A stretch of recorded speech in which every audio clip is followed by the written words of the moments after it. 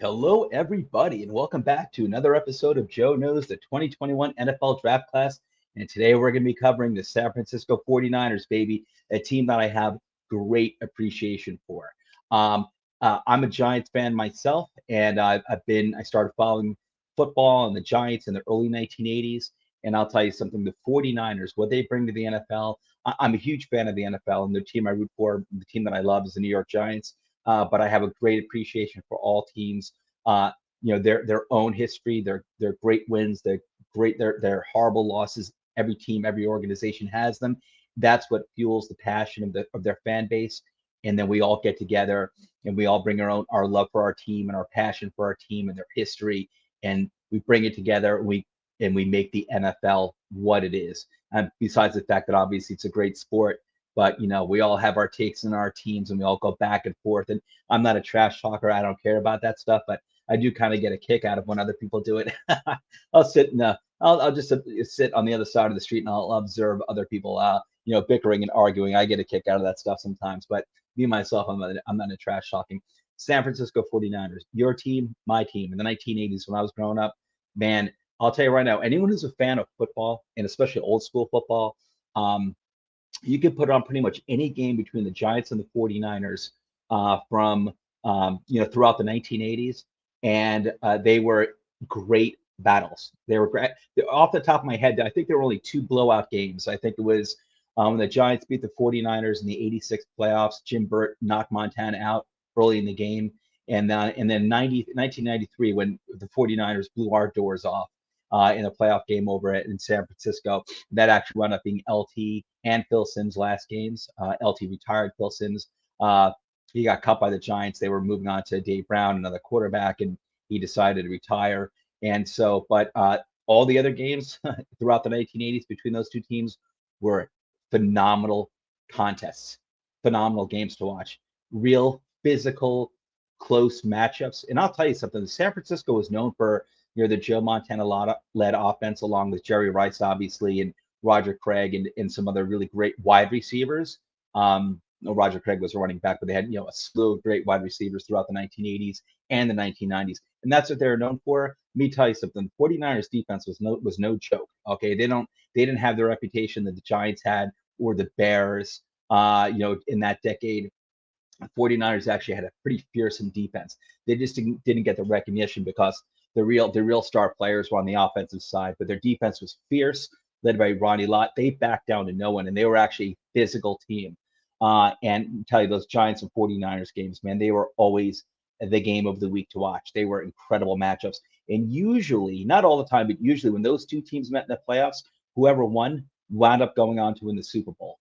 It didn't happen, when the 49ers beat the Giants in '93. I think the 49ers lost to the Cowboys that year. The Cowboys were in the middle of their incredible run, but usually a lot of in that era when those two teams met, whoever won that playoff game wound up going to win the Super Bowl, as far as I recall. But you could watch just those matches. You could just watch a regular Monday night football game or Sunday afternoon football game between those two from the 1980s, and it would be a fun game to watch. They were great matchups. Anyway, I'm talking too much about the legacy and the history of the 49ers as well as my Giants, but I love it. I have a lot of respect for it, and they were fun. I have a lot of fond memories from those games. They were just two behemoths, two monsters going at it. I'll tell you, like Godzilla and King Kong. Let me tell you, a lot of fun to watch. Anyway, before we get to the content, which is the draft that we're here to talk about, right? Real quick, where you can find the show, we have a new website. It's awesome. toiletstotitles.com. It's where we have all our videos, articles, tons of fantasy football content, and NFL content as well. I keep forgetting I have to put that in the bar. Tons of NFL content. Check it out. There's like 12 of us contributing. We really try to make it fun for you, and I know we do it. I think you'll enjoy it. Check it out, guys. I'm really proud of it. It looks awesome. You can view the show at Apple Podcasts, YouTube, Podbean, Spotify, and Facebook, where we have two pages. One is Toilets to Titles, and the other is called When a Family Breaks, which is dedicated to sports memorabilia trading. So it's a lot of fun. Check it out. And then don't forget to hit the like and subscribe button. And if you're on Apple, if you can give us a 5-star review, all that stuff helps us out. We really appreciate it. And last but not least, you can go to patreon.com/toilets to titles to learn how you can further support our channel, or I'd like to say our network. I like it. I think it sounds cool, huh? Anyway, you guys had 8 picks total, including 2 third rounds, and 3 fifth round picks. I try to see if there's a theme with every team's draft class. Some teams focus on defense, some teams focused on offensive line. You guys, you got a franchise quarterback who I love, and we're going to get to in a second. But other than that, you definitely loaded up on the offense. You definitely, are adding really kind of like adding a lot to your offense, and you also focused on secondary needs there. So which I think was pretty obvious that you needed. Last year was definitely a weakness of yours. So good job, guys. Good job. Let's move on to the content here. The draft pick, Trey Lance, quarterback out of North Dakota State. You took him with the third pick overall in the first round. You traded up for him. I thought it was a smart trade. Any organization, when it comes to a young quarterback, someone who they think can be their franchise quarterback, I give them a lot of leeway in what they're doing, whether it's trading up for him, just I don't care if they're sitting in place or waiting for a quarterback to drop like New England did with Mac Jones. And I don't even really care who the quarterback is. Like Daniel Jones, the Giants took Daniel Jones, number 6 overall a few years ago. No problem with it at all. If they feel like this is the guy for them, God bless you. It's totally cool. So I give them a lot of leeway when it comes to quarterbacks because, listen, not every quarterback is a fit for a specific franchise, and that's just a fact, the way I see it. As a Giants fan who sees how people have to deal with New York media, I think that's a real thing. It's important. So, and it's not just that too. It's also scheme as well. So I give teams a lot of, they got to take someone they think fits them many different ways. So Trey Lance, this guy, oh my goodness, this guy, I think he's got future potential Hall of Famer in him. I think he's going to be phenomenal. But what's going to make him even better is that he's working in your offense with your coach. I absolutely love Kyle Shanahan. I love the offense he has for you guys. I wish we had that in the Giants. I think the Jets have that because I know they got the defensive coordinator now as their head coach. He was the DC for you guys for a few years. And I think he took over. I think he took like an offensive assistant with him. I'm sure he's going to be installing that same offense that you guys ran. And I think that's the most dangerous offense in football. Why more teams don't run it is beyond me. I think I'm not going to use the word impossible because I don't think anything's impossible. But I think your offense, when everything's clicking, when your quarterback's healthy and the rest of your offense is healthy, I think yours is the hardest to defend against. Even for great defenses, they'll minimize the damage, but I think you guys are so dangerous when everyone's healthy. And what's great is that when you've got like a three-headed monster going on with your running game, and you're stretching the field out with your running game, you're one of probably the only team that can do it effectively, consistently. It's really hard to defend against, and obviously it opens up the passing game too. And also, hey, listen, you're holding the ball, you're eating up time on the clock, you're keeping the ball from the opposing team's offense. All that means a lot. It all adds up a lot. And it actually reminds me of old school football. I like my big chunk passing plays, don't get me wrong. And your offense lends itself to that too, but it's obviously built on your running game. And Kyle Shanahan, man, I totally 100% believe in that guy. And if there's anyone, like, I think you could take any quarterback and make them look good and have his team as Super Bowl contenders with pretty much any quarterback. I believe that. So I think his offensive scheme is just so effective. But you got Trey Lance, who I think even with any other team would have been excellent if you give him time to develop. As long as he's given the time to develop, which I think he's going to, because you've got Garoppolo still there. Garoppolo can still take the reins as long as he's healthy and give Trey Lance some time to, learn more about the NFL and mature a little bit and get more experience because he had very limited experience in college. I think he only started 1 year, right? And he sat out last year, I believe. But anyway, this guy is accurate. He's got a very strong arm. He extends plays he's got good pocket presence, pocket awareness. He extends plays with his legs. He can bowl. He's a big dude. He can actually bowl and has bowled some defensive players over. I mean, not like a defensive tackle, but I'm talking like, a safety. He can do it. He's a big guy. He's athletic. He can run with the ball, as I say in my notes down here. And he's known to be a good decision maker too. Now, he's going to be making a big leap from, small time college football, small conference, the NFL. That's why he needs time. But he was a good decision maker in college. And I think there's no reason to believe that he can't continue that as long as he's given time and the proper tutelage. And I have no doubt he's going to get that in San Francisco. Man, you guys, this is going to be scary. It's going to be scary. Shanahan's going to be there for a long time, and you guys are going to be scary for a long time. And I'd be shocked if you weren't winning a Super Bowl within the next, let's say, 2 or 3 years. I'd be surprised. 4 years at most. You guys are going to be good for a long time. Anyway, moving on to your second pick, 16th pick overall in that round, Aaron Banks, guard out of Notre Dame, 6'5", 325 pounds. He's a big dude, as you can tell by his intangible traits here, his size and his weight. But he's not a flashy guard. Yeah, usually guys that big, they're not that flashy, but he is a solid player. In Notre Dame is one of those offensive line producing schools, kind of like LSU is with wide receivers. Notre Dame has definitely become like an offensive line factory. And kind of when you're picking guys, when you're drafting guys from Notre Dame in the offensive line, you kind of can't go wrong. Whether it's going to be whether you're getting a Pro Bowler like in the first or second round, or just like a good steady player, or maybe in the back ends you're getting like a good depth player.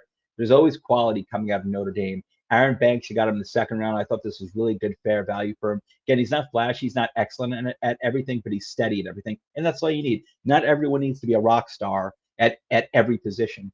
Just get a guard you can put out there. You don't have to worry about, and that's good. You call it a day. You don't hear his name in terms of like penalties and stuff like that. Not really giving up too much pressure, too much sacks. That's what you need. That's all. It's all good. You can let someone else like the left tackle, be the Pro Bowler. It's all good. You got good value here, guys, and you're going to help protect your young quarterback, and help that running game move forward, and you're going to continue to rock. And speaking of running game, Trey Sermon, 25th pick in the third round, running back out of Ohio. I love this guy, especially he's 6 foot 215 pounds. That's really nice size for a running back. And this he's got vision. He's a competitive running back. He does not like to go down. He's a fighter. And he's also a reliable receiver. Now, this isn't a guy who's getting like 500 yards per season in the receiving game. But when he was used as a receiver, he was effective, and he actually looked kind of like the part too. Some guys look kind of sloppy as running backs when they go out there receiving the ball. They might catch the ball here and there, but they look sloppy. This guy looks smooth. This guy's got a lot to work with. And I think if the 49ers ever wanted it, they're not going to do it because they don't really, I think even with Mostert, they're like, he's not going to be like, a 3-down running back. They like to mingle these guys in, keep them rested, throw the opposing defense off with their different talent sets, their different skill sets that they're throwing out there as running backs. And but Trey Sermon is if you wanted a 3-down running back, I think Trey Sermon could be that guy if he were on another team. But you know what? He's going to an ideal program where he's going to be with a lot of good running back talent. He'll be kept fresh, and this guy, I think, he's going to be a friggin' monster for you. I love it, man. Him paired up with Mostert and whoever else you're going to have as your running back 3 and running back 4. I think Trey Sermon's going to be a beast for you guys. I think he would have been good on most other teams, but any running back coming to San Francisco is going to really enjoy life because they're going to get a lot of help. They're going to get, they're not going to really have to play every down, and they're going to be effective in that incredible scheme that Kyle Shanahan runs. I love this pick in the third round. I thought it was perfect for you guys. I loved it. Okay, moving on. Ambry Thomas, cornerback out of Michigan. This was another third round pick, the 39th overall in that round. 6 foot, 191 pounds. I had my eyes on this guy for the Giants. My team, hang on 1 second. Getting a little dark over here in my living room. I had this guy. I had my eye on this guy for my Giants in the mid rounds. If they wanted to take a cornerback at that time, which they did, actually, they took a cornerback in the. They took Aaron Robinson in the middle of the third round. I like that pick a lot. This is a guy I had my eye on too, though. I think he's a good cornerback. He's comes from Michigan, and in Michigan, the program over there hasn't been very good, unfortunately, but they do produce still good players, NFL players. This guy is long, he's fast, he's good at press man. I like press man coverage. Listen, doesn't matter if your defense, you can be very successful running zone defense. Don't get you obviously you can. There are plenty of teams that do that. Me myself, the type of defensive schemes that I like involve. I'm sorry about the lighting, guys. My living room, the lighting isn't great here, and I'm kind of like prisoner to whether or not I get good sunlight right now. There's a lot of clouds, so I'm sorry if it's dark. But anyway, just listen to my beautiful voice if you can't see my beautiful face. Anyway, I like corners who can play press. That's what this guy excels at. I think for back into the third round, I thought this was great value. I think he could wind up being. I don't think he'd ever be an elite cornerback. I don't think he'd ever be a CB1, but I think this guy could definitely be a cornerback number 2 for you, a legitimate cornerback number 2 for you, a solid stud, opposite, like a real playmaker cornerback, a cornerback number 1 on the other side of the field. He's also physical. He's a good open field tackler, and he's a very good special teams player at Michigan. So you got a lot of versatility here with Ambry Thomas. I like it.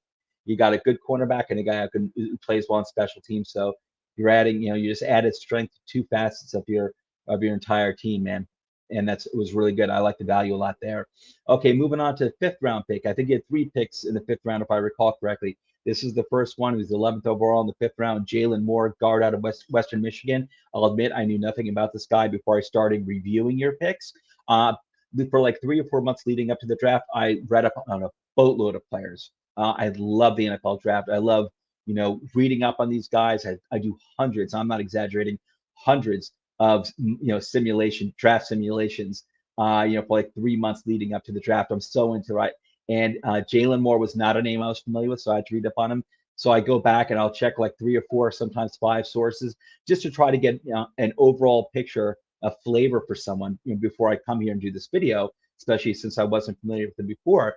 And the guy is 6'4", 311 pounds. And just from the different sources I was checking out, what I gathered was pretty consistent. Was that, well, first of all, he was an offensive tackle in college. That's a fact. And again, he's like most, if not at least many tackles, he's projected to play better at guard in the NFL. I think that's what this guy is going to be for you. I think he's going to want to be in guard.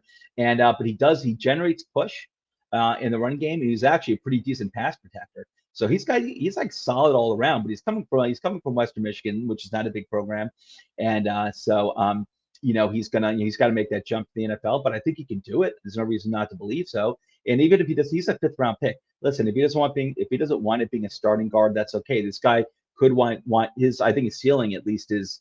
I would say his ceiling, I think, is going to be a very good versatile depth for you in that he can be a backup guard and a backup tackle for you, probably right tackle. But that's what every team needs. Again, not everyone's going to be a starter, but we all need good backups as well. So I think this guy was going to offer that to you. He's got a good chance of offering it to you, I believe. He's also known to be a quick mover, and he's got good balance. So he's got a lot of good intangibles. He's got a lot of good traits to work with already. So give this guy some time, and who knows? Listen, he could wind up being a starting guard. He could. But I think his floor, I should say, I said his ceiling before. I'd say more like his floor is probably giving you some good depth. I think he's going to be good depth for you. And I think his floor and his ceiling are probably really close to each other.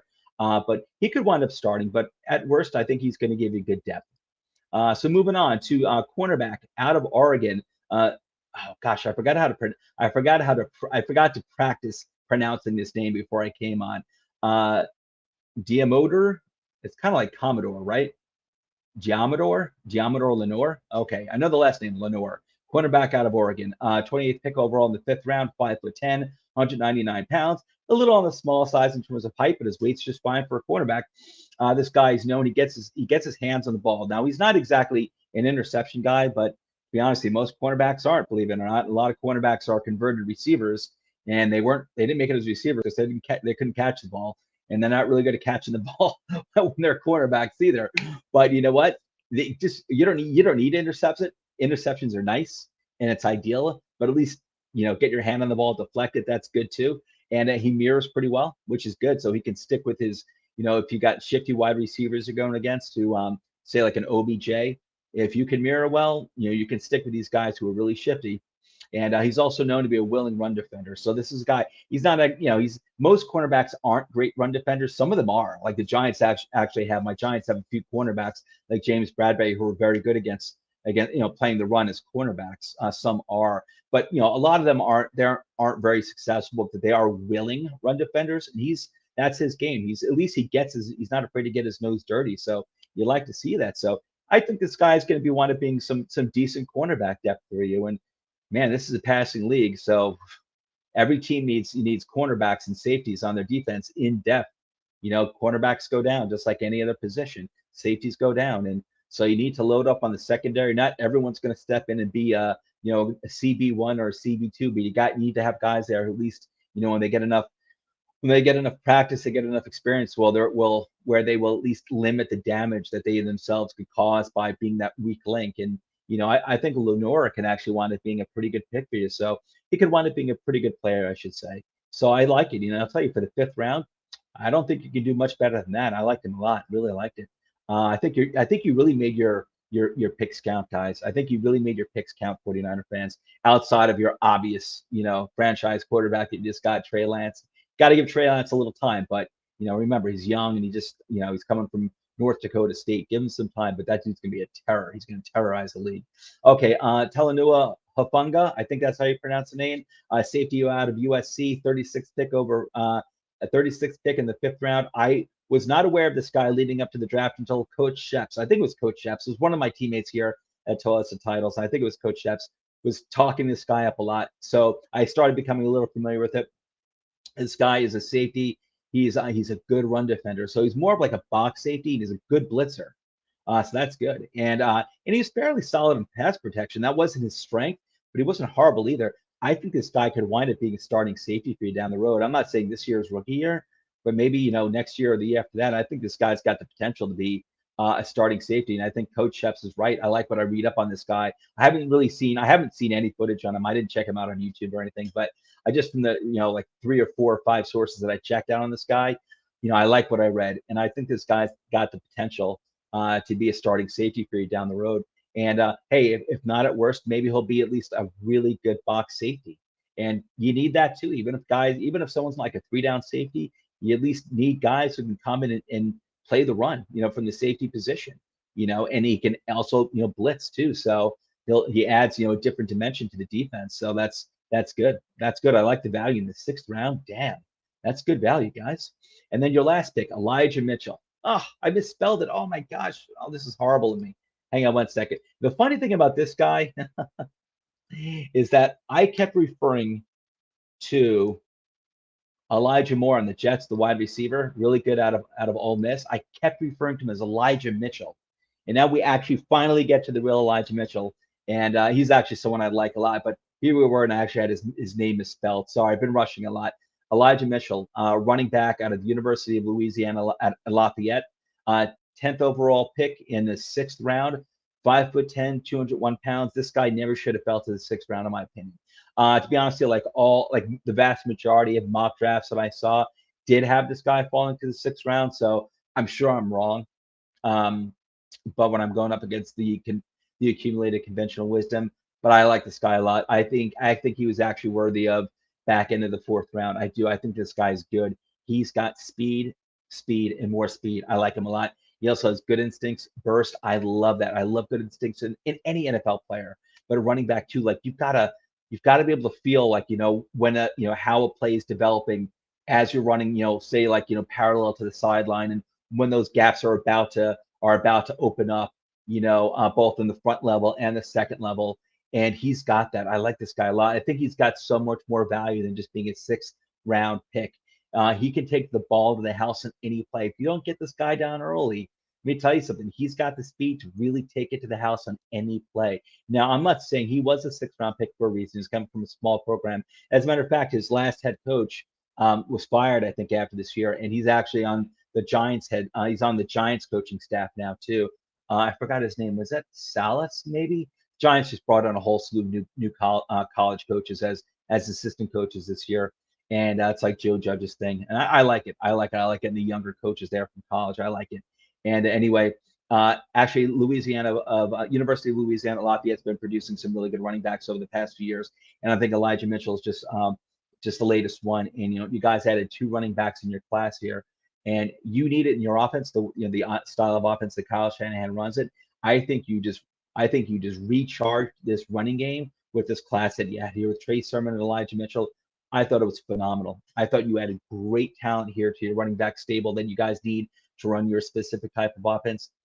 I thought, this was like a home run pick for the 6th round, home run pick. I'm not saying he's going to be a starting running back, and you guys run like these 3 and 4 head monsters anyway out of your backfield. But I think this guy is going to he's going to get a share of plays, not necessarily this year, but next year, the year after that. I think this guy's going to bring a lot of value to your team. I really do. I think he's going to be a player that all you 49ers fans are going to like a lot. But anyway, that's your entire draft class. I thought you guys did really well, 49ers. I think you're in such good shape for, sustained success. You took a step backwards. It was really injuries last year that did you. And I think you guys have a tremendous team with a tremendous coaching staff. And you guys are going to be a force to reckon with for a long time to come. But anyway, before we go, if you can, there's like 12 of us here, Toilets and Titles. Here's all the Twitter handles, including mine down there as well. Follow us all. We're a great bunch of guys. We love football. We love NFL. We love fantasy football. and we try to bring everything every single day in terms of content, whether it's videos or articles now, and you'll see on our website.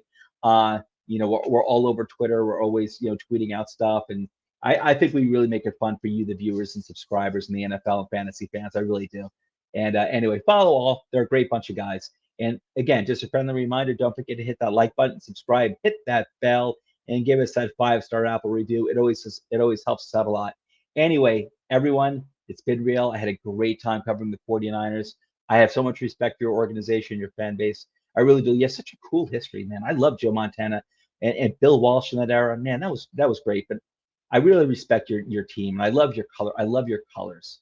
I love the gold and red. I think it's so cool.